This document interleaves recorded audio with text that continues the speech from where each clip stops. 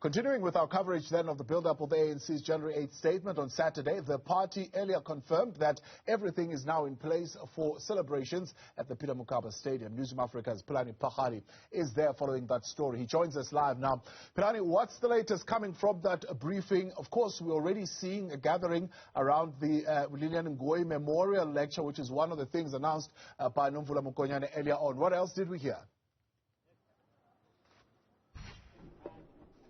Well, definitely. What we do, you've already put it succinctly in your introduction that no more than 2,000 people will be allowed into the stadium. There are ongoing activities across the province. Already, my colleague Ziana Ngobo is in Rampatlela, that's in Luwahomu, that is the civic center, where she'll be bringing you activities from that side. People are already gathering for that Lilian Ngoyi lecture. And my colleague Malungelo Boy is also in Polokwane, where Didi Mabuza is the Deputy President of the African National Congress, and he'll be engaging shop stewards of COSATU, and that, of course, he'll be bringing it to you live. But coming out of the media briefing a little bit earlier was really to talk about the challenges that they have been faced, and they feel that they've overcome them. The African National Congress confirming to Newzroom Afrika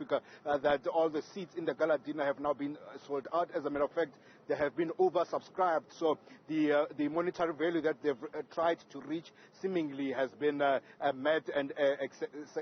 exceeded. That will be in an aim to try and mitigate the challenges, the monetary value challenges that the ANC finds itself in, being unable to pay salaries. So at this time around, they say they'll be able perhaps to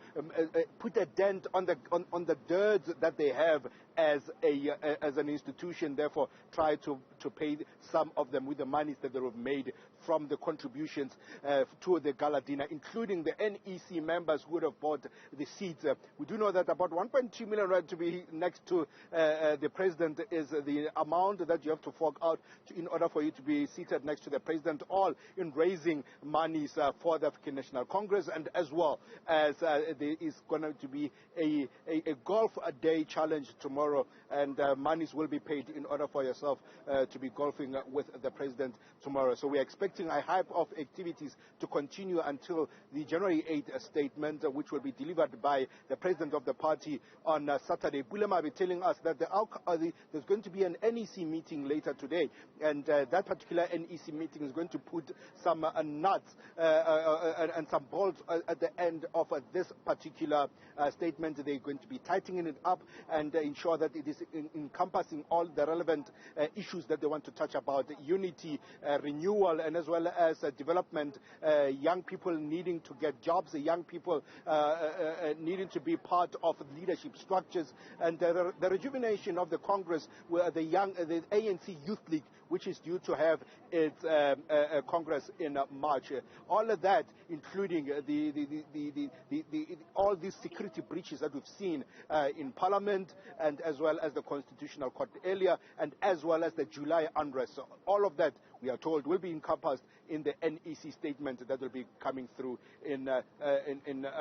on Saturday, Tabo. So we are expecting that later on today, by the NEC has already instructed us that there will be some sort of gathering of the NEC ahead of January 8th.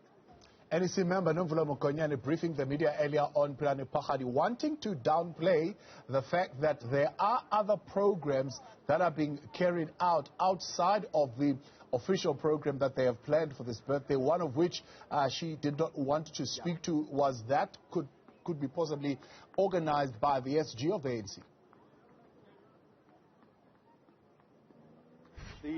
Of course, the one that has stepped aside at the SG of the ANC and the Secretariat, really, I think it is important to note that the ANC goes into this particular ANC January 8th statement without the whole Secretariat. We do know that DSG, even though she may be working, but she's doing so from home, recovering from COVID-19, and then as well as the Secretary General,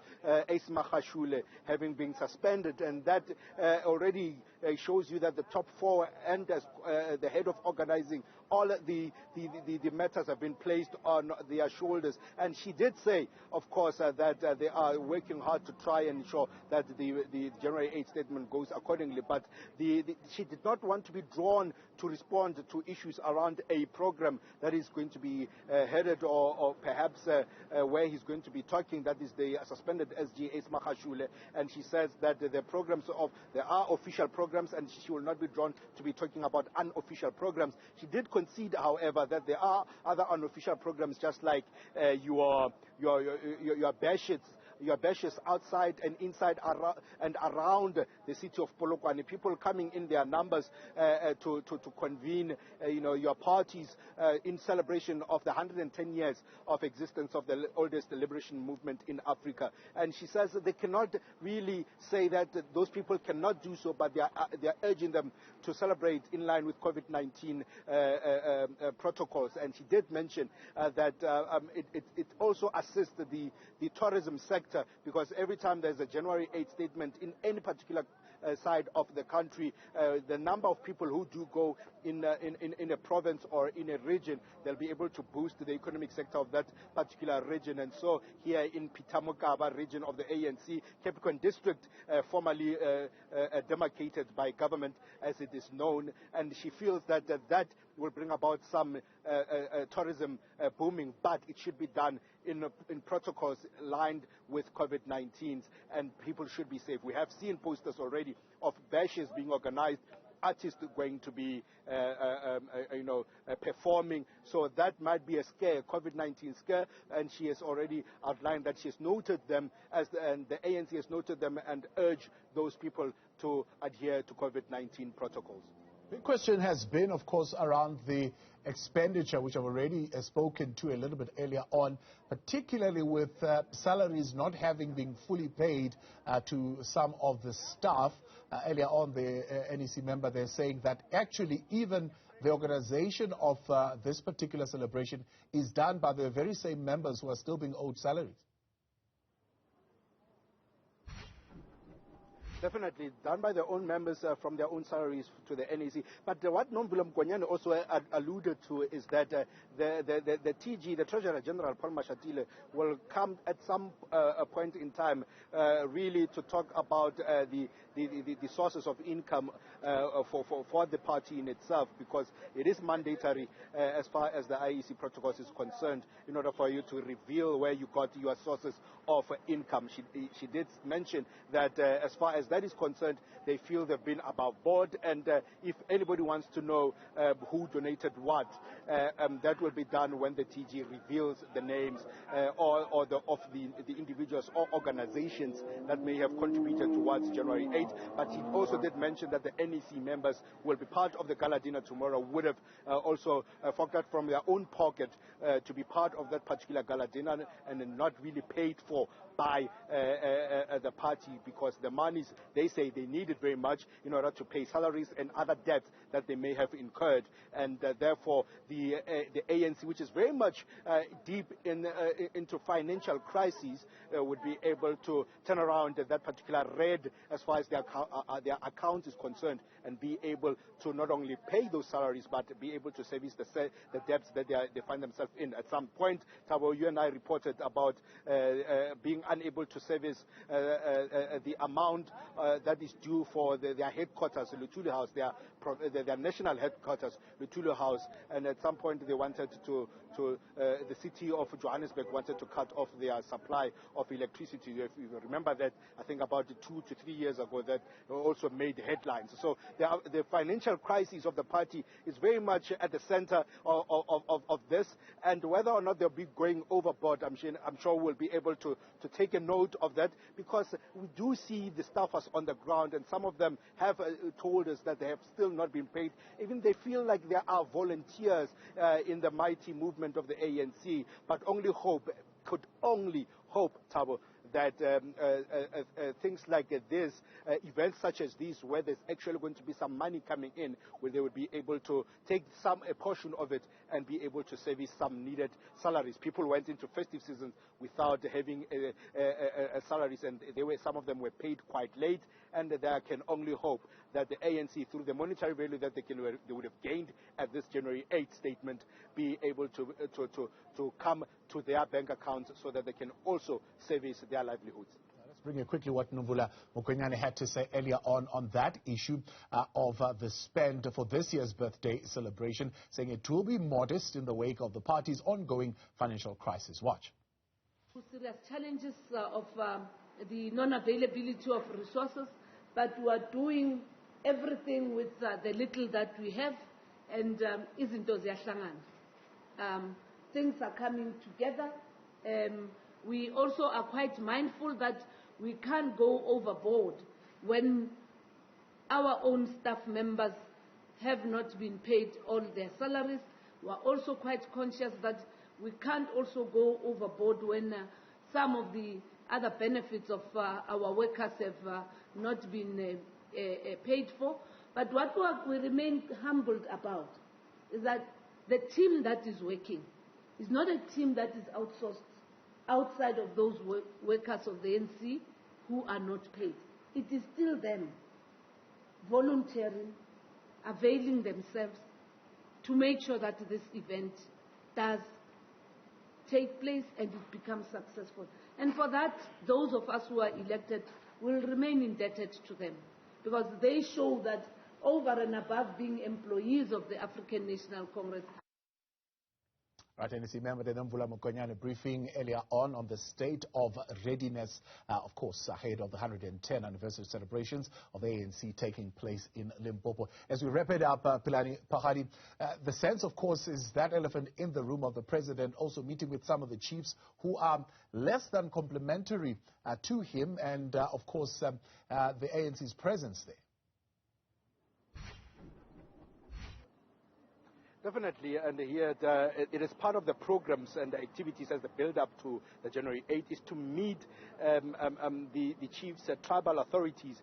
really to try and rubber stamp their support in the province, quite a supportive province to the African National Congress, but some of them have been less than impressed. And you do remember that Kagoshi Phatla yesterday, one of the chiefs in the Sekhukhune area, really did say to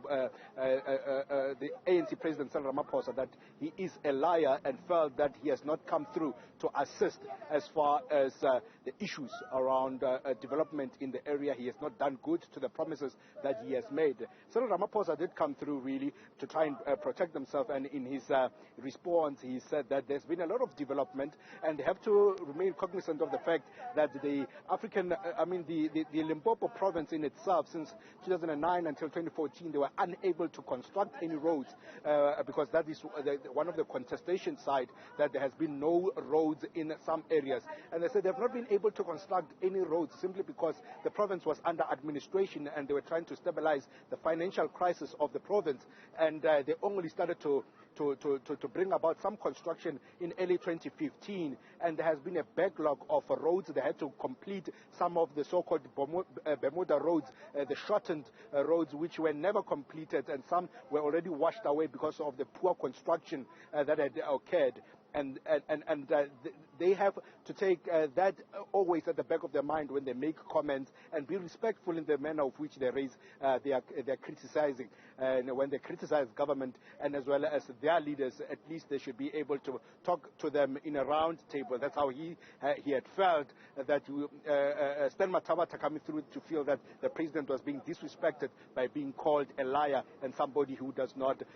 come to make true his promises that he would have made first as deputy president and as president of the country since 2018. So yes, some chiefs very much less impressed with the presence of the the president of the ANC. They feel that there's a lot that could have been done to improve the livelihoods of the people of Sekhukhune in particular, because that's where the dissatisfaction came through. But something very interestingly happened yesterday, where the regional secretary of the African National Congress in a cadres assembly sang the song in favor of Cyril Ramaphosa for a second term. Ordinarily, some of these people were chanting NDZ towards 2017, and currently I can tell you the race has formally started, and people have already started, some members of the ANC have already started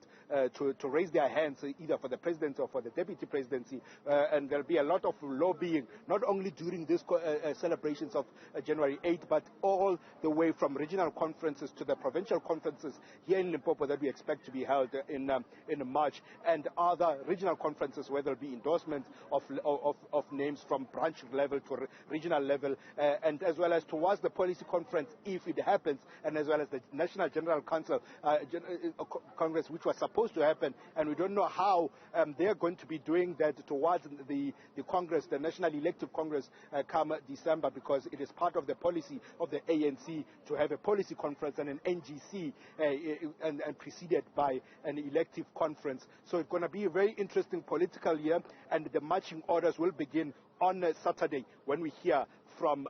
the president of the ANC, Cyril Ramaphosa, through that NEC written statement that he will be giving marching orders to the volunteers, sympathizers, and the supporters of the African National Congress. Pelane Phakgadi, thank you this afternoon for bringing us that update. Of course, looking very closely at that Leboa Kgomo Civic Center, that's where President Cyril Ramaphosa will be addressing the Lillian Goy Memorial Lecture.